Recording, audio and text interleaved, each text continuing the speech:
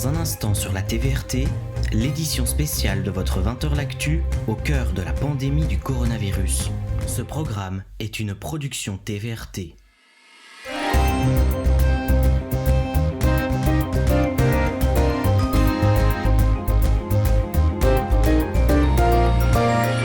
Bonsoir à tous, nous sommes le mercredi 8 avril. Bienvenue dans cette édition spéciale de votre 20h L'Actu. Voici les titres de l'actualité. Nous ferons le point sur les mesures prises concernant nos foyers. Qu'est-il permis? Peut-on encore sortir de chez nous malgré le confinement? Zoé Conreur répondra à toutes ces questions à distance. Nous parlerons bien sûr de la situation des écoles, notamment les mesures prises concernant les vacances de Pâques. Nous ferons le point sur les situations des entreprises, notamment dans les domaines de l'ORECA. Vous découvrirez des situations très difficiles et ce que ces indépendants ont mis en place pour continuer à vivre. Et pour finir, nous nous intéresserons aux mesures prises à Thoin. Qu'en est-il pour les administrations, les mouvements de jeunesse, nos médecins et toute la Tudini? Analyse, explications et interviews dans un instant. Bonsoir à tous et bienvenue dans cette édition spéciale entièrement consacrée à la pandémie du coronavirus. On parle d'une situation absolument inédite, jamais vue et exceptionnelle. Nous allons à présent revenir sur les mesures prises concernant nos foyers. Que pouvons-nous encore faire? Qu'est-il véritablement permis? Zoé Conreur, l'une des journalistes de la TVRT, nous l'explique de chez elle. Bonsoir Zoé. Bonsoir Baptiste. En effet, dès le jeudi 12 mars, les mesures prises pour lutter contre le coronavirus n'ont cessé d'être renforcées. Le confinement est prolongé jusqu'à la fin des vacances de printemps, soit le 19 avril, et pourrait être renouvelé jusqu'au 3 mai. Nous ne pouvons sortir que pour certaines raisons, telles qu'aller à son travail ou effectuer des déplacements professionnels indispensables. Aller dans un magasin d'alimentation, chez le médecin ou avoir accès à des soins médicaux, se rendre à la pharmacie, au guichet automatique de la poste ou d'une banque, aller à la station d'essence ou encore fournir assistance aux personnes vulnérables et dans le besoin. Aucun rassemblement n'est autorisé. Par ailleurs, les activités physiques à l'extérieur sont encouragées, mais seulement avec les personnes vivant sous le même toit et au maximum un ou une amie. En respectant bien évidemment la distanciation sociale et en évitant les contacts avec d'autres personnes. Vous devez toujours rester en mouvement et ces sorties se font dans un périmètre restreint autour de votre domicile. Si vous êtes conducteur, vous devez être seul dans votre véhicule et ne le prendre que lorsque c'est indispensable. Pour ce qui est des magasins alimentaires, ils restent ouverts, mais ils doivent respecter certaines réglementations afin de limiter au maximum les risques de propagation. Les accès aux supermarchés sont donc contrôlés et le nombre de personnes à l'intérieur ainsi que la durée des courses sont limités.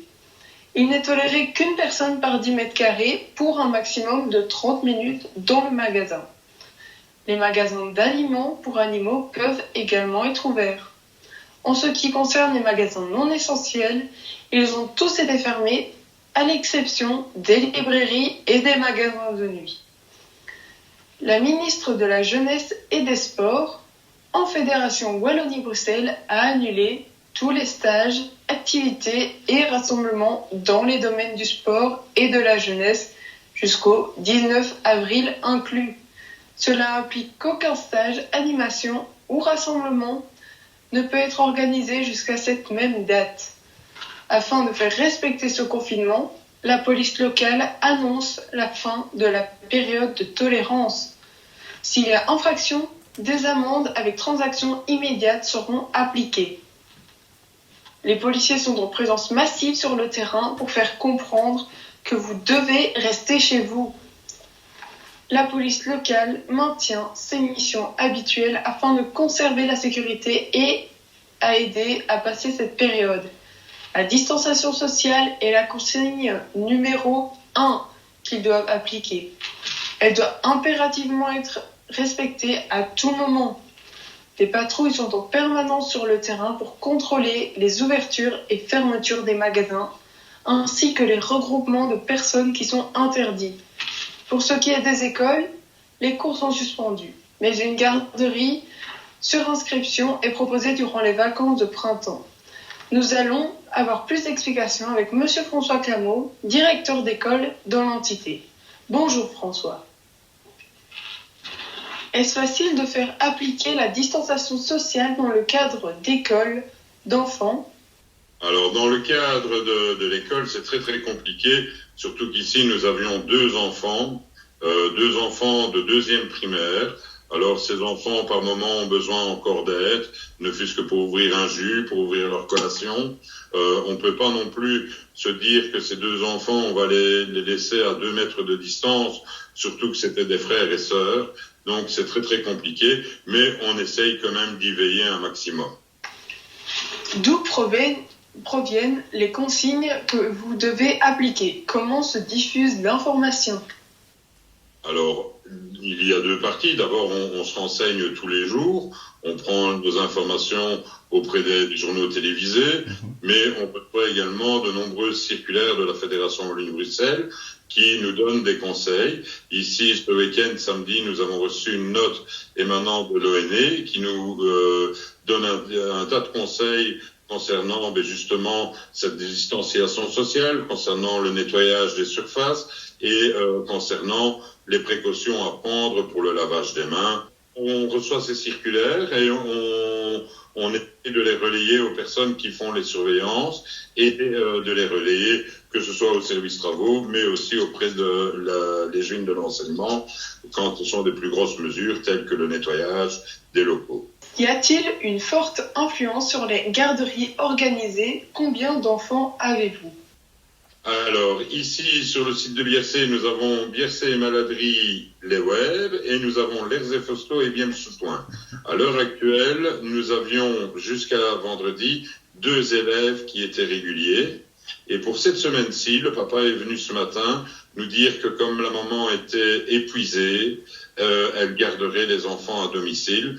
Cette dame travaillait dans la grande distribution et avec les 15 derniers jours qu'elle a vécu, elle n'a pas tenu le coup malheureusement.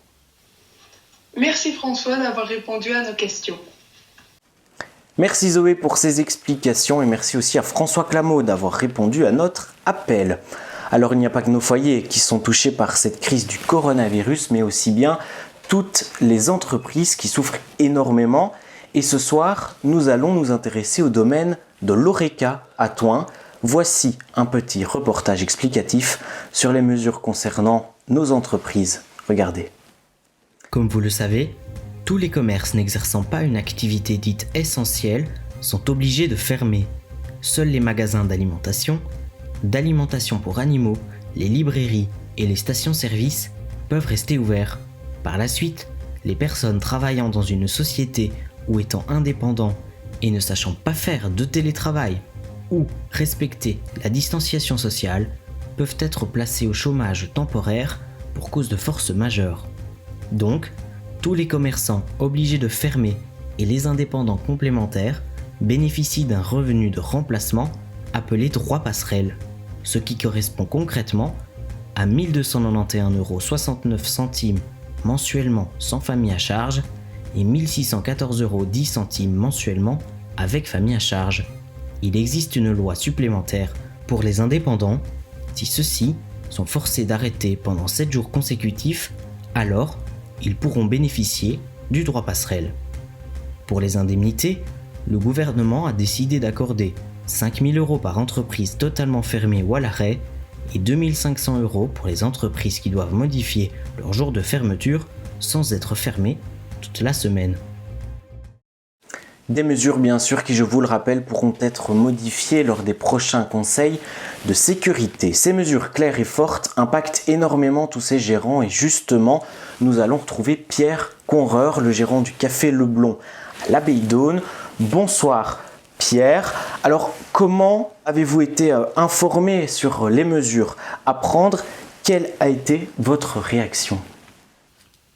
Disons que suite à la réunion, si je me souviens bien, c'était du 12 mars donc, du gouvernement, on a été relativement vite informés. Alors suite à ça, ça s'est fait relativement rapidement en disant que le 14 au soir, donc c'était fermé, et fermé tout simplement dans l'intérêt général. Et donc on ne s'est pas trop posé de questions parce qu'on s'est dit que c'était quelque chose d'utile et de nécessaire. Et directement, on a informé donc les gens qui avaient une organisation quelconque donc du week-end et des week-ends suivants. Donc comme quoi, on faisait le gros dos et on attendait que ça passait. Et alors, est-ce que vous avez pensé à mettre une alternative en place pour combler le fait qu'il n'y ait plus du tout de travail, ou alors l'établissement est-il complètement fermé ? Oui, de fait. On aurait peut-être pu essayer donc de mettre une activité, donc comme on appelle ça, à emporter. Mais d'abord, on est sur un lieu qui est relativement écarté. Ça, c'est une chose. On demande aux gens de bouger le moins possible. Donc, je crois que pour rentrer dans toute cette logique-là, on s'est dit on arrête toute activité, et comme ça, au moins, c'est très clair pour tout le monde. On a parlé tout à l'heure du droit passerelle et de l'indemnité. Vous, Pierre, est-ce que vous avez introduit les demandes pour avoir ces aides-là ? Disons qu'effectivement, il y a deux possibilités. Donc, il y a une possibilité par rapport aux sociétés, une possibilité donc par rapport aux indépendants. Le droit passerelle, c'est pour les indépendants.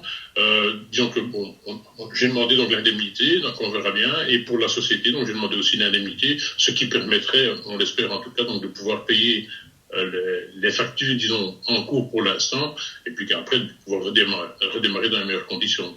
Et alors, d'un point de vue économique, la situation pourra-t-elle revenir à la normale ?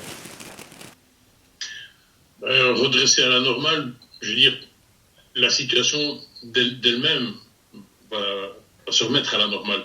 Ce qu'il y a maintenant, mais ce qui est perdu, c'est perdu. Ça, on ne sait rien y faire, on ne sait pas. Mais voilà, c'est comme ça pour beaucoup d'autres. Et je crois que beaucoup de gens doivent aussi donc faire de gros efforts. Et ça fait partie donc d'un civisme et d'une nécessité donc sanitaire. Donc on le fait, c'est perdu, mais voilà, on n'a pas le choix. Merci Pierre d'avoir été avec nous dans cette édition spéciale. Allons prendre connaissance à présent de la situation de Feel Food, restaurant de la Ville Haute, et nous retrouvons Cédric, le gérant. Bonsoir Cédric. Alors chez vous aussi la situation est très compliquée, mais néanmoins elle est différente. Comment savoir ce que vous avez pu mettre en place, ce qui est possible et surtout ce qui est légal ? Alors, ça a un peu évolué de jour en jour et je crois que ça va encore évoluer d'ici la fin de la pandémie. Donc, pour l'instant, on peut continuer à livrer des plats. Pourquoi nous on peut, par rapport à d'autres restaurateurs, parce qu'on a déjà un numéro NAS qui nous permet d'être traiteur et donc faire du takeaway et donc nous pouvons livrer les plats. La deuxième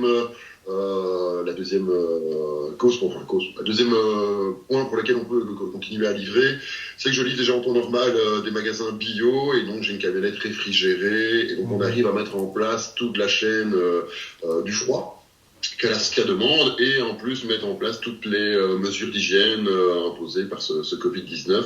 Donc j'ai tout mon petit sac de désinfection dans la camionnette et voilà, l'appareil en contact est désinfecté à chaque fois et mes mains, j'ai le masque, voilà, on essaie un maximum de se protéger parce que j'avoue aussi qu'on a un peu le stress à chaque fois qu'on monte dans la camionnette pour aller déposer ses plats.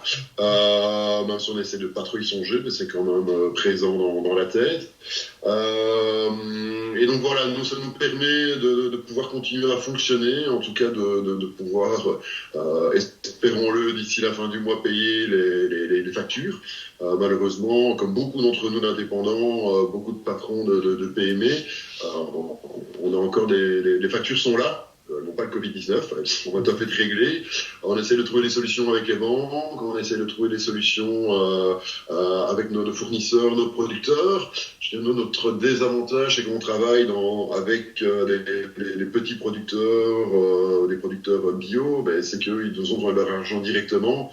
Ils n'ont pas de bas de laine, un peu comme nous. Donc voilà, on essaye de se soutenir entre nous dans ce secteur. Et donc, votre activité de restauration sur place et votre food truck sont suspendus. Comment ça se passe d'un point de vue économique Et au niveau des pertes d'argent? Voilà.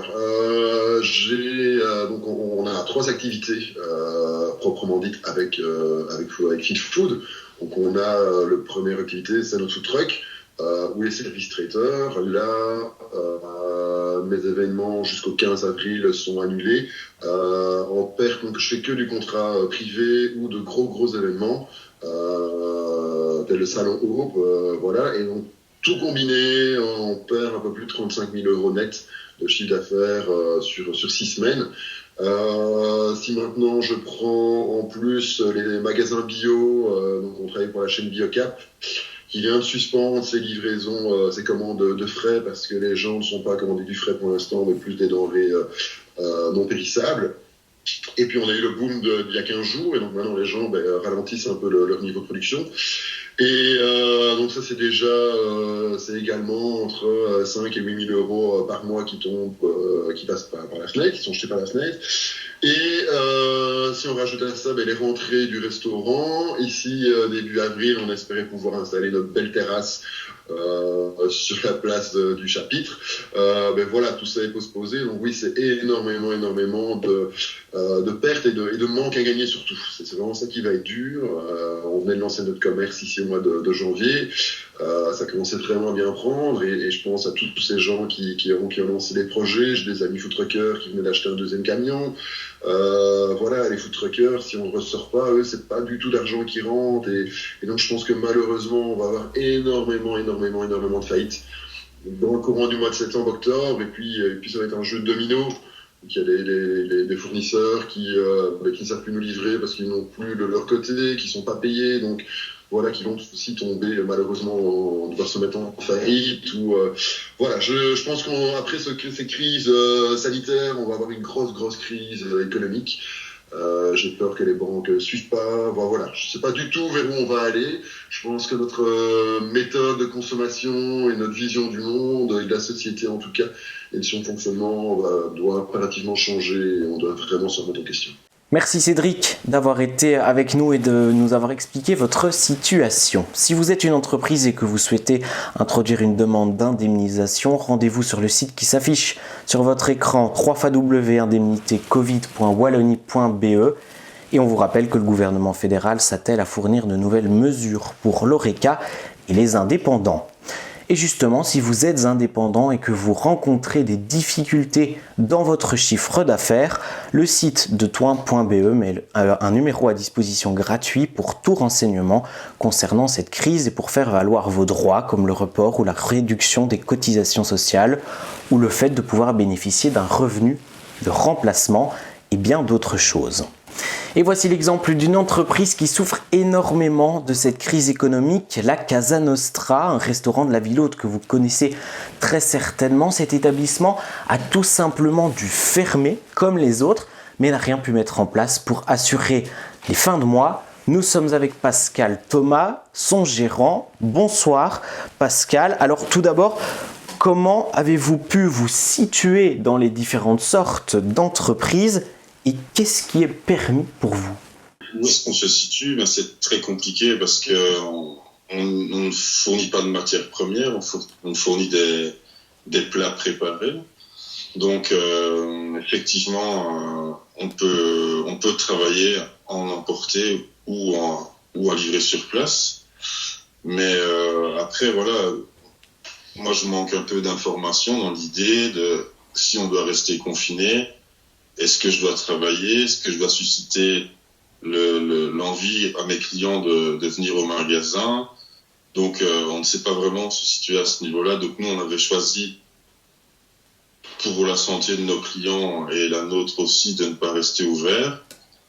Maintenant, voilà, on sera peut-être contraint quand même d'essayer de faire un système, peut-être avec un magasin fermé et de livrer à domicile. Parce que ça va être peut-être plus long que prévu et les finances vont être compliquées. Nous l'avons compris, Pascal, vous n'avez donc rien mis en place. Pourquoi ? Oui, nous, c'est simplement ça, en fait, si vous voulez, comme j'avais dit sur notre page Facebook, où mon épouse n'a pas de défense immunitaire contre le virus. Et j'avais peur de ou moi l'amener, ou de le propager, ou de le prendre, de le ramener à la maison. On se doute bien que d'un point de vue économique, ça doit être très compliqué. Et d'un point de vue de votre budget? Il y a un énorme budget parce qu'on ne travaille plus. Donc on vit à 2 sur ce salaire. Donc là, on n'en a plus. On vient d'apprendre aujourd'hui que la prime de la région wallonne, on n'y a pas droit. En tout cas pour le moment, parce que voilà, on n'est pas un restaurant, on est une petite restauration. Donc on est censé pouvoir travailler avec la vente à emporter. Mais même si on considère qu'une partie de notre clientèle, ce sont les étudiants, une autre partie, ce sont les enseignants, que tout le monde est en confinement, donc forcément, c'est une grosse partie de notre clientèle qui n'est pas là et ils n'en prennent pas compte. Donc apparemment, cette prime, on ne l'aura pas. Pensez-vous, Pascal, que la situation pourra revenir à la normale? En fait, on ne sait pas vraiment. Nous, ça fait 2 ans qu'on est à la Casa Nostra.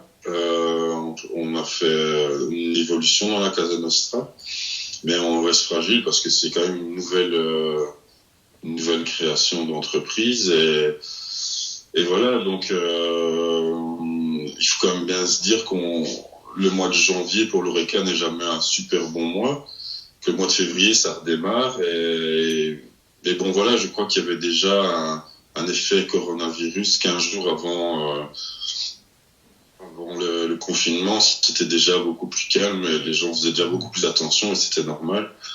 Et donc voilà, donc maintenant, c'est comme, vous savez, quand on part en vacances, un indépendant, il se prépare à partir en vacances, donc ça se prépare plusieurs mois à l'avance.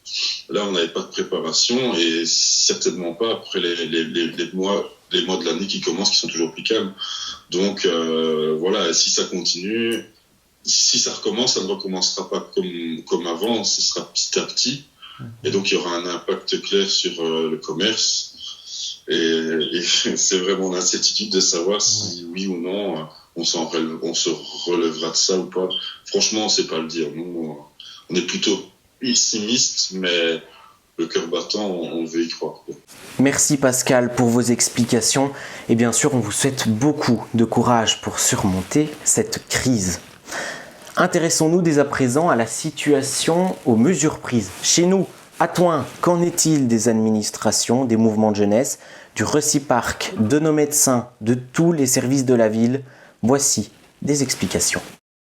Une seule phrase résonne sur toutes les lèvres. Restez chez vous.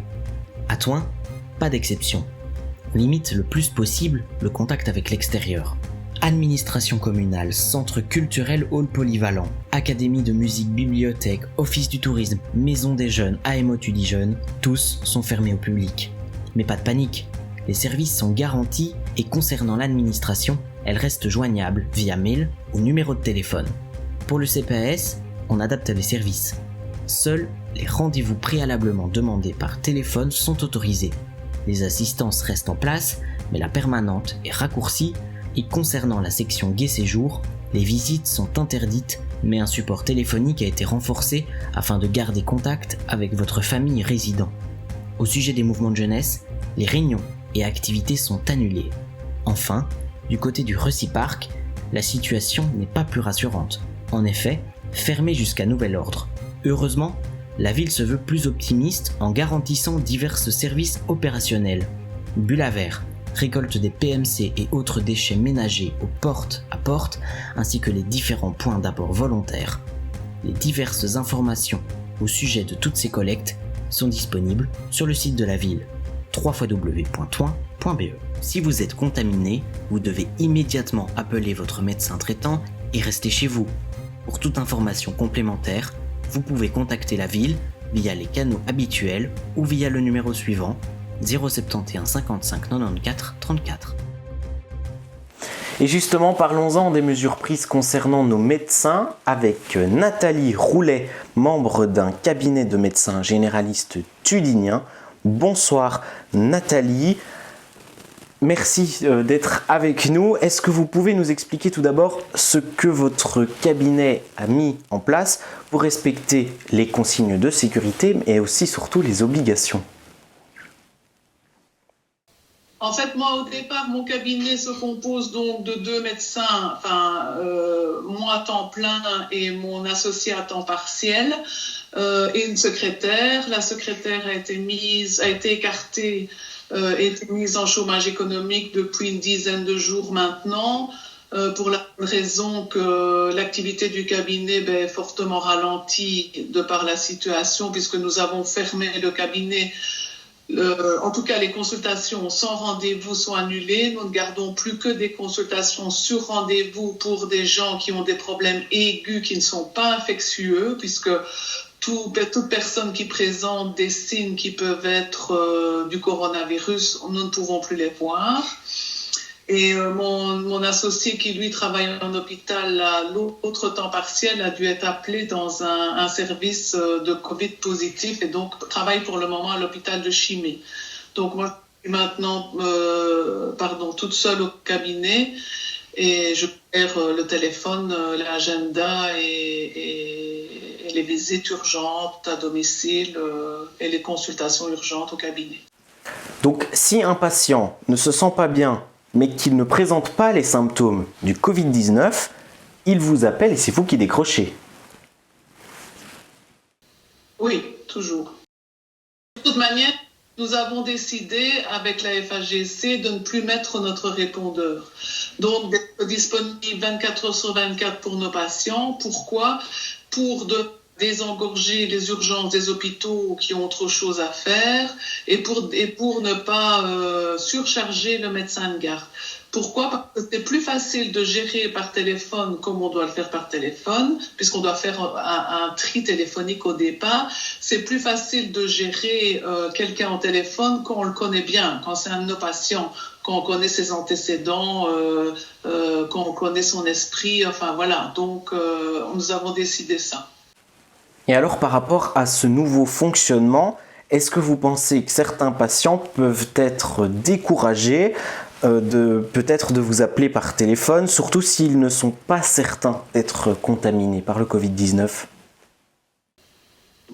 Découragé, je ne pense pas, parce que c'est bien, tout ça est bien géré et bien, moi, à mon avis, je n'ai pas de soucis au cabinet. Donc, quand les patients présentent des symptômes qui pourraient être du Covid-19, par téléphone, on leur donne les conseils. S'il faut, ils peuvent téléphoner tous les jours pour nous dire un petit peu ce qui se passe et l'évolution de leur état de santé. Si après, nous sommes un peu sceptiques, nous nous disons, tiens, celui-là, je voudrais quand même bien qu'on jette un coup de stéthoscope, ou je voudrais bien avoir quand même une saturation pour voir, parce que il me semble que ça se dégrade. Alors nous pouvons faire appel à ce qu'on appelle un centre de pré-tri. Donc ce n'est pas l'hôpital, ce ne sont pas les urgences de l'hôpital, ce sont des centres qui ont été mis en place par nous généralistes et par les cercles de médecine générale.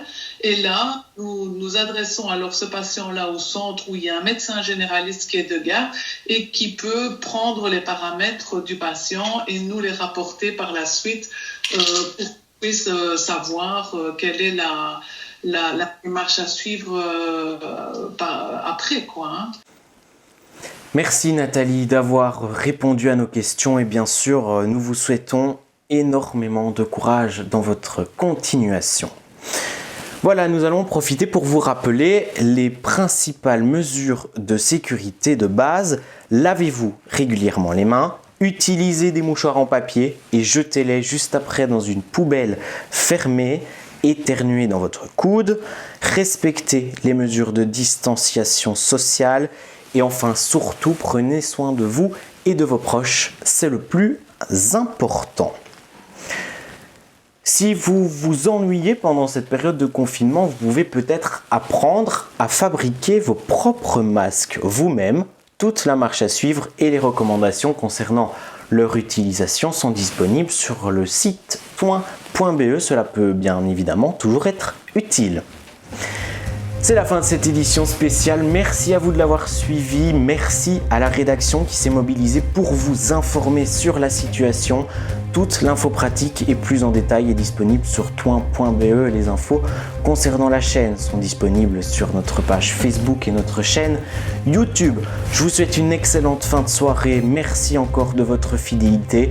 À très bientôt. Prenez soin de vous. Au revoir.